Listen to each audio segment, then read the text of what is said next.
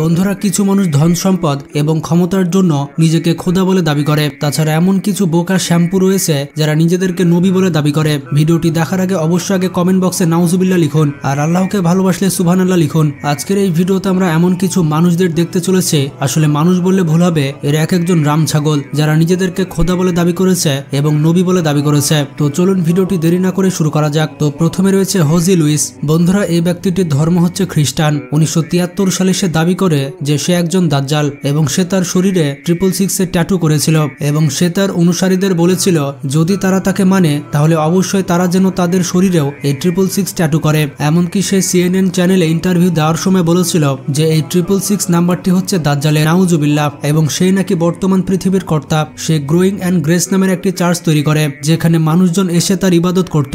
শুধু এতটুকুই নয়, 1998 সালে এই ডাস্টবিন এটাও বলে দিয়েছিল যে সে নাকি হযরত মুহাম্মদ সাল্লাল্লাহু আলাইহি ওয়াসাল্লামের দ্বিতীয় রূপ। সে মানুষকে এটা বলে ভুল পথে নিয়ে যাচ্ছিল যে জাহান্নাম এবং গুনার কোনো অস্তিত্ব নেই আর মানুষের নামাজ পড়ার তো একেবারে দরকার নেই। সে কোনো ইতস্তত বোধ ছাড়াই মিডিয়ার সামনে এসে নিজেকে খোদা বলে দাবি করে এবং সে বলেছিল তার কখনোই মৃত্যু হবে না। এইসব বলে সে তার ব্যবসা তো ভালোই চালাচ্ছিল, কিন্তু আল্লাহ ছাড় দেয়, ছেড়ে দেয় না। আল্লাহ তার এমন একটি অসুখ দিয়ে দেয় যে অসুখের পৃথিবীতে কোনো চিকিৎসা নেই। আর এই ডাস্টবিন অসুখের চিকিৎসা না করতে পেরে তিলে তিলে যন্ত্রণা সহ্য করে জাহান্নামে চলে যায়। বন্ধুরা, এর থেকে বড় বিয়াদবার কে হতে পারে? সার্জি টরপ, এই যে ব্যক্তিকে দেখতে পাচ্ছেন, এই ব্যক্তিও গোমরাহের পথ বেছে নিয়েছে। এই ছাগল হচ্ছে রাশিয়ার একজন ট্রাফিক পুলিশ অফিসার। 1989 সালে তার খারাপ ব্যবহারের কারণে তাকে চাকরি থেকে বের করে দেওয়া হয়। এরপর সে একটি পরিকল্পনা করে আর নিজের চুল বড় বড় করে নেয়। এরপর পরিষ্কার সাদা কাপড় পরে মানুষের সামনে চলে আসে। সে মানুষকে বলতে থাকে যে সে আল্লাহর পয়গম্বর আর সে লাস্ট টেস্টামেন্ট নামের একটি চার্চ তৈরি করে। আর দেখতে দেখতে 4000 রাশিয়ান তার ভক্ত হয়ে যায়। সে মানুষকে বলেছিল তার কাছে খোদার নিকট থেকে বার্তা এসেছে এবং সেখান থেকে জানতে পেরেছে সে হচ্ছে পয়গম্বর আর মানুষ যেন এখন থেকে তার কথাই শোনে। এমনকি সে পুরো পৃথিবীর ক্যালেন্ডার পরিবর্তন করতে চেয়েছিল। আপনি হয়তো বিশ্বাস করবেন না, পৃথিবীতে 10,000 এমন বকরি ছিল যারা কিনা এই ডাস্টবিনের কথা মেনে নিয়েছিল। সে অনেক বছর ধরে মানুষকে টুপি পরাচ্ছিল, কিন্তু সেপ্টেম্বর 2020 সালে তাকে অবৈধ ধর্ম প্রচারণার কারণে গ্রেফতার করে নেওয়া হয়। সে সময় এই ব্যক্তি এদিক ওদিক করে জেল থেকে বের হয়ে এসেছিল, কিন্তু 2021 সালে রাশিয়ান পুলিশ তাকে দ্বিতীয়বারের মতো গ্রেফতার করে আর বর্তমানে সে রাশিয়ার জেলে রয়েছে আর জেলে বসে সে এখন রুটি বেলছে। নাম্বার 3, আরিফিন মোহাম্মদ। এই যে মুনাফিক মানুষকে দেখতে পাচ্ছেন, সে হচ্ছে মালয়েশিয়ার বাসিন্দা। যদিও সে বংশগতভাবে মুসলিম, কিন্তু সে যে কাজকর্ম করেছে তা কাফিরের থেকে অনেক খারাপ। 1980 সালে সে মানুষজনকে এটা বলে বিপথে নিয়ে যাচ্ছিল যে সে নিজে হচ্ছে খোদা। সে এমন ছলে বলে কৌশলে মানুষদের বলেছিল যে কিছু ছাগল সেটি বিশ্বাসও করে নিয়েছিল। সে মানুষকে বলেছিল তার বয়স যখন 10 বছর ছিল তখন একজন ফেরেশতা তার কাছে ওহী নিয়ে আসে আর ফেরেশতা নাকি তাকে বলেছিল সেই হচ্ছে 7 আসমান আর জমিনের মালিক। তারা কমেন্টে নাউজুবিল্লাহ লিখুন। আর সে সময় সে নাকি বাচ্চা ছিল, তাই এই বিষয়টি বুঝতে পারেনি। আর যখন তার বয়স 30 বছর হয় তখন সেই ফেরেশতা আবারও তার কাছে আসে আর তাকে ভালো মতো বলে যে সেই হচ্ছে খোদা। এমনকি সে এটাও বলেছিল সে হচ্ছে খ্রিস্টান ধর্মের গড ঈসা, এমনকি সে হিন্দুদের ভগবান। আর এক সময় সে নিজেকে নবী বলেও দাবি করেছিল।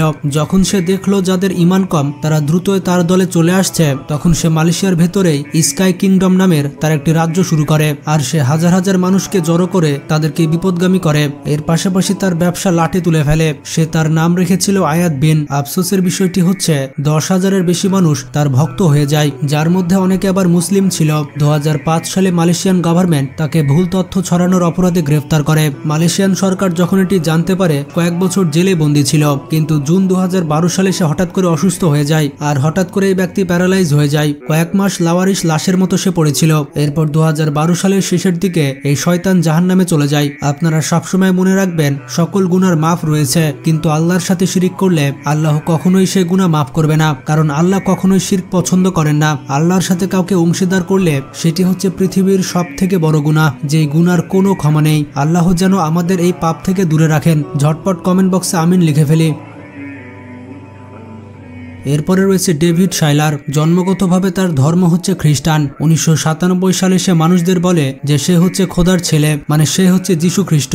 এমনকি সে দাবি করেছিল এই বিষয়টি আল্লাহ তাকে নিজে বলেছে। সে আরো বলে আল্লাহ এবং মরিয়ম আলাইহিস সালাম তার কাছে নাকি এসেছিল এবং তাকে বলেছিল সে নাকি ঈশ্বরের পুত্র।